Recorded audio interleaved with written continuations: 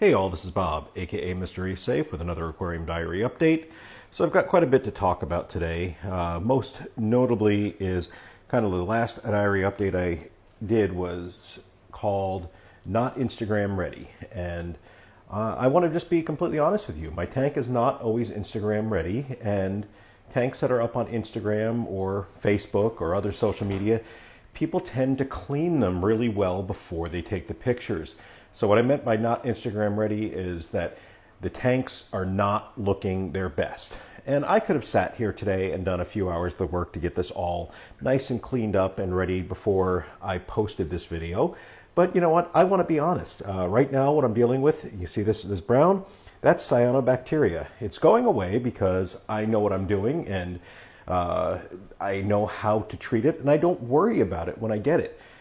For the last few weeks, I've been extremely busy, and I've let my tank kind of go on autopilot, and unfortunately, that meant that my nitrates and phosphates really started going low. My phosphates were down to 0.02, and my nitrates have been at 0, which is whenever they go to 0, that's when I start getting the cyanobacteria. Now, it's going brown because I'm starting to get things back in order. Believe me, a day or two ago, this very thick, you wouldn't have been able to see the stand on the sides. You know, in the middle you would have, but it would have been very, very thick and very red. And you know what?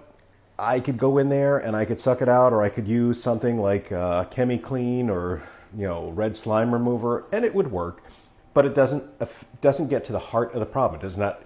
It only fixes the symptoms and not cure the disease. And in this case, it is low nitrates, which I have to raise. And I've been dosing them again.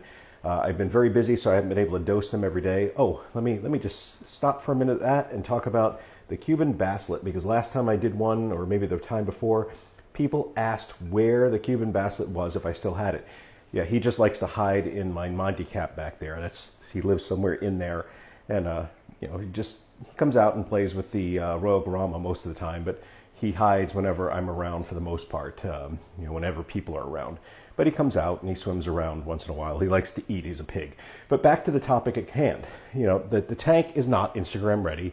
I've got cyanobacteria, and unfortunately, I've got a little bit of green hair algae in here because I let the phosphates go really high for a little while, and I did not bother to work on it. I was so busy. Oh, look at that. I have an Aptasia on there too. Something else I'm going to have to take care of. And I have some there. And this is all in the interest of being honest.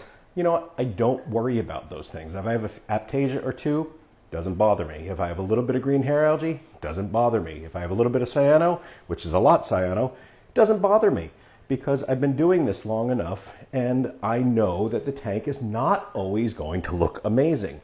Now, I will be doing a water change today. So right over here, I have my water ready to go. This is about 30 gallons of water that I'll be doing a water change on. And over here, I have my waste bucket with the pump ready to go. And I will be doing that water change once this water warms up, because it's cold. It's been cold here in Florida.